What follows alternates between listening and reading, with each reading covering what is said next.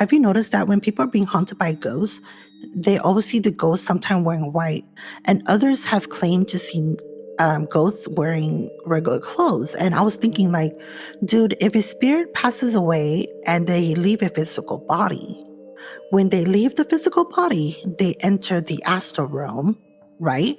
Why are they still wearing regular clothes or wearing white? Hi, welcome to my podcast. If you're new here, my name is Megan. I'm from Fresno. I talk about haunted places, true crimes, urban legends, history, scary stories, paranormal videos of Fresno. So if you're from Fresno, or even if you're not and you're from the Central Valley, why not subscribe and like my podcast? And we do talk about other haunted places. Who knows? We might talk about yours soon. So before we get into the podcast, viewer discretion and audio discretion is advised. Everything we talk about is just pure speculation to the best of our knowledge. I'll be reading people's comments about what haunted places they will want to go. And then we will be talking about why ghosts talk to us, and also why spirits or ghosts wear clothes when you see them. Like, how are they wearing clothes if they just left their physical body? We will get into that in a little bit. And I will be talking about my experience in the Cecil Hotel. So that's why I'm saying this right now. Viewer discretion is advised. Everything we talk about is just pure speculation, and it's all alleged. But with that being said, let's get straight into the podcast. Have you ever wondered why people sometimes see spirits in white clothing, or they're wearing like blue jeans and a green t-shirt? Well, I was doing research and I came upon so many things, and I posted this video on my TikTok and other platforms, and I wrote, why do ghosts wear the same clothes that they died in? Well, to speak about this, you have to speak first about how spirits communicate. When a spirit is communicating with us, they do not speak to us verbal language or verbally. They're actually using a communication tool or communication way of communicating with us by using telepathy. Telepathy is mind reading, reading each other's minds. And so when a spirit is talking to us, they're speaking to us through our minds. Now, back to the topic. The reason why we see spirits wear clothes is because telepathy.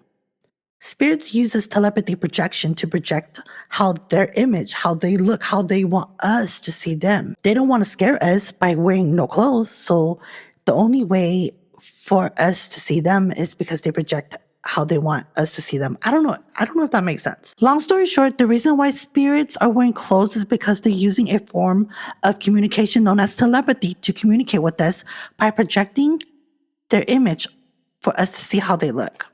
So, for example, I've heard people say they've seen their loved ones wearing their favorite clothes, right? The one that had passed away. And so the spirit is using telepathy projection to project that image to the loved ones so that when their family see them, they know that is them. Do you know what I'm trying to say? Good, because I know we're friends. And that's the reason why spirits wear clothes, because they're using a form of telepathy to communicate with us. And then you project how they want us to see them in clothes. Ain't that some cool thing? Imagine. So anyways, well, I'm going to read the comments. Hold on. I guess there's a lot of comments, and I was just thinking like, damn, these people really had, thought about it. After I posted that, the comments came in, and this one is on YouTube. A user says, I've seen Civil War spirits in uniforms. The family that died in the hotel in my home are wearing their night clothes and caps from the mid-1800s. My grandpa is wearing his favorite jeans, sweater, and loafers. What's a loafer? Is that sandals? And then another user says, the spirits I've seen wear regular clothes, except for one lady that mainly stays in our basement. She wears a long white gown. Girl, you got a ghost in your basement? Is she nice? And then another user says, maybe you're seeing an angelic spirit or a spirit guide. Just a thought. That makes sense.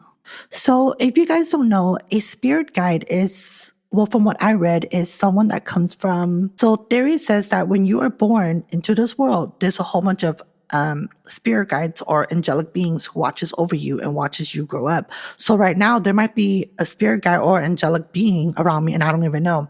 You know, have you seen those commercials back in the days where the person's walking and an angel's like, don't go that way, and then the angel's like, damn, I'm tired of saving you because I told you go this way, but you went that way. Now the piano fall on you. Let me try to find a clip. Well, that's also why I also think too, maybe an angel, what if a spirit that we also see is not? So, off topic, you know, when little kids are playing with imaginary friends or when a baby is looking at something and they're just laughing? What if there's also seeing the spirit guides or the angel with them? And this one's on TikTok. Apache Danny wrote, true. I always thought they manifest their astral form rather than their mundane form, though some rare cases do appear in their timely clothes. And then Tight Hair Danny writes, why are ghosts able to go through walls but don't sink through the ground? True. And then Pappers 101 says, I think most spirits wear what they love the most. Oh. So they want to show off their keen fashion sense. Maybe. That makes sense. And then Momo says, how do you know it was the clothes they died in and not a part of the spiritual realm wardrobe? Bestie, that was actually, girl, come through. For that one, again, back to the communication using telepathy. A spirit uses telepathy to communicate with us. And maybe that's why we see them in their favorite clothes. Well, this one's on Instagram. Well, my ex-wife's grandpa had passed away before I met my ex, and I had never seen her grandpa. One night I wasn't forgotten, woken up by my dog barking at the edge of the bed. I looked up and noticed a man in three-piece suit and round rim hat, popular in the 30s or 40s. And when my wife woke up, I told her what I saw. She went and brought a picture to me. It was exactly what he looked like and wearing. She said that it was the suit he wore for church and was also what they chose for his resting. So that contradicts the telepathy communication because he's never seen his ex-wife grandpa. So how did the grandpa show up wearing that suit? But then again, he probably wore the outfit because that was his favorite. And maybe when he wore he projected that outfit to him, he was going to tell the wife, so the wife would tell him and show the picture. Okay, no, actually, no, that makes sense. It's not contradicting. It's still telepathy projection.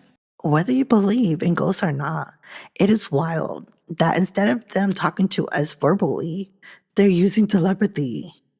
Wait. Food for thought or penny for thought. If a spirit is using telepathy to communicate with us, does that mean we have some kind of psychic ability? Because when people see spirits and then the spirits is talking to them, that means we have telepathy. So then our mind is able to communicate or understand the spirit, right? This is a little bit related to the topic. Have you guys ever fallen asleep halfway, like with your phone in your hand or whatever, and you hear people talking to you? And then you wake up and then it's gone? Or have you ever walked alone, like at night, to go to the store or whatever the case may be, and you heard somebody call your name, and when you turn around, they're gone? That means we have some kind of form of telepathy ability.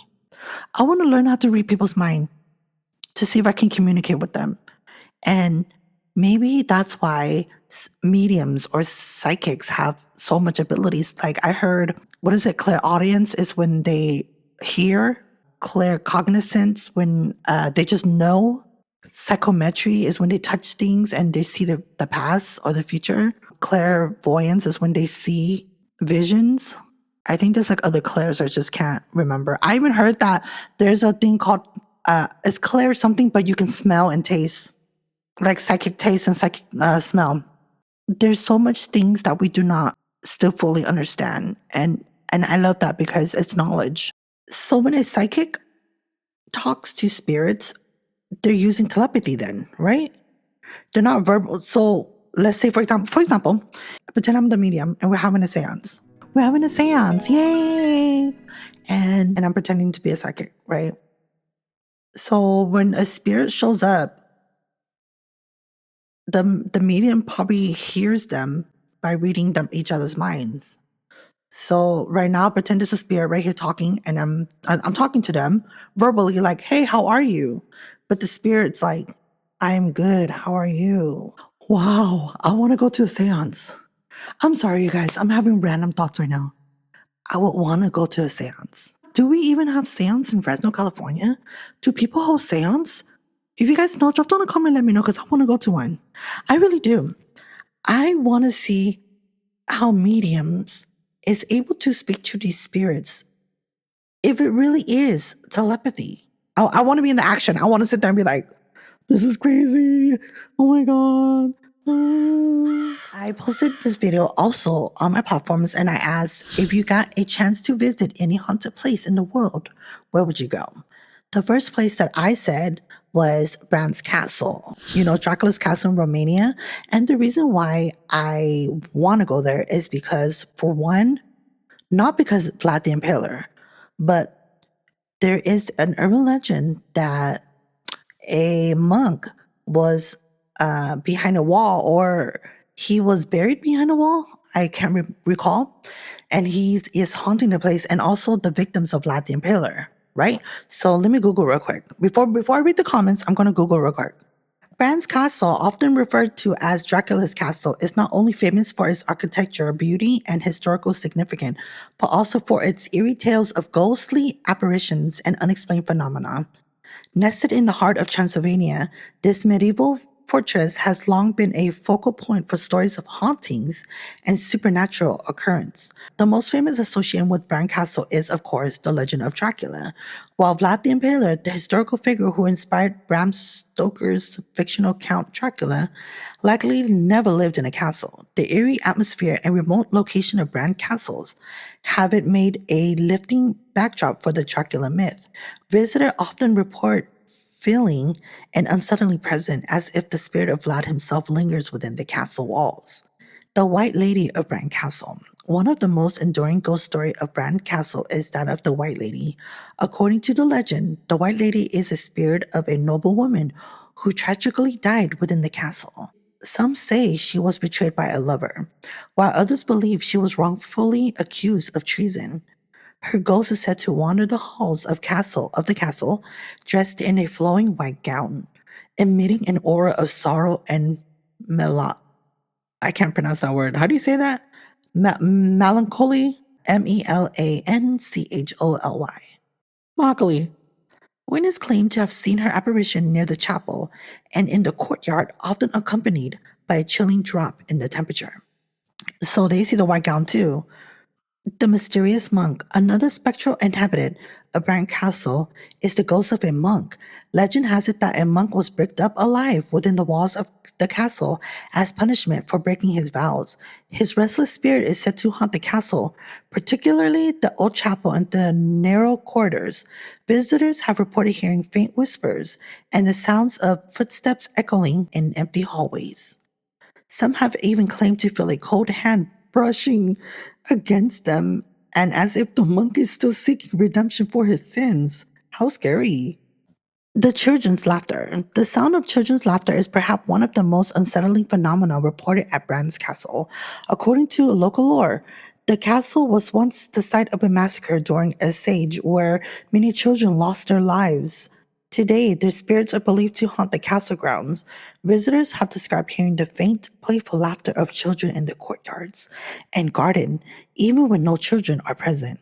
Some have seen ghostly figures of children playing hide and seek among the trees, only to vanish into thin air. Beyond specific ghostly apparition, Bran Castle is rife with the reports of unexplained phenomenon. Flickering lights, sudden gusts of cold air, and the sensation of being watched are common experience for those who dare to explore the castle. Paranormal investigators have captured mysterious orbs and shadows in their photographs and electronic voice phenomena. Recordings have picked up unidentifiable whispers and cries. If I could go to any haunted place in the world, after reading this, would definitely be Dracula's castle. For one, children laughter. Can you imagine? You're hearing laughter echoing and no kids are there. The White Lady, Dracula, the mysterious monk, and then the phenomenon, the lights flickering and stuff. Dude, that sounds like a hot spot for paranormal. If I had the money in the world, I would go. I would literally record our trip for you guys to see it. Matter of fact, I would take some of y'all if I had all the money in the world. So please subscribe and watch my videos so we can go there. I'm just joking. Well, back to the topic. The second place that I would go if I could to visit a haunted place would be the Aikokara Forest, or also known as viewer discretion is advised, Suicide Forest, where it's in Mount Fuji in Japan. This is the forest where people go and they off themselves. And sometimes, so I read that in Japan, the parents are very strict. I'm not blaming the parents or nothing. I read that in Japan, sometimes when they're going to school or relationship, life, and it takes a toll on them. And so the suicide rate over there kind of like takes a toll. And so they go to the forest and, off themselves. And then I also read that the cell phone service there sucks. And so that's why they choose that spot. Again, I don't know a lot about it, so you guys can Google, and everything I talk about will be linked in the description box below. I don't really know much about it, and I don't want to speak about it because I don't want to say something that, offend anybody, and I don't want to mess up and lie to you guys. With that being said, let's read the comments about what haunted places people will go to visit. On Facebook, Hazel wrote, Winchester Mystery House in San Diego. That place, oh my gosh, that would be a perfect place. I went there in 1998. You can feel there's a lot of souls there. And then Frank said it'd have to be an insane asylum where all those weird experiment things went down. What asylum? And then Megan says the Lizzie Borden house. And if you guys don't know, allegedly the story was Lizzie Borden, she offed her parents with an axe. They even made a song about it. Well, supposedly the song's related to it. I don't know if it's true. So the house it might be haunted, right? Do you guys think the Lizzie Borden house is haunted because the parents passed away there and they might be haunting that location? I don't know, you guys. Let me know. And then Eeyore says that hotel they filmed The Shine by Stephen King. I can't remember the name, but I will go stay in the hotel. There's a hotel that was filmed from The Shining? Oh, I gotta look this up. Y'all. Drop down a comment, let me know, because I want to watch. I want to see what hotel they're talking about. Why, is it haunted? Oh, this is on TikTok. Sylvia says, I've always wanted to go to tour the Queen Mary.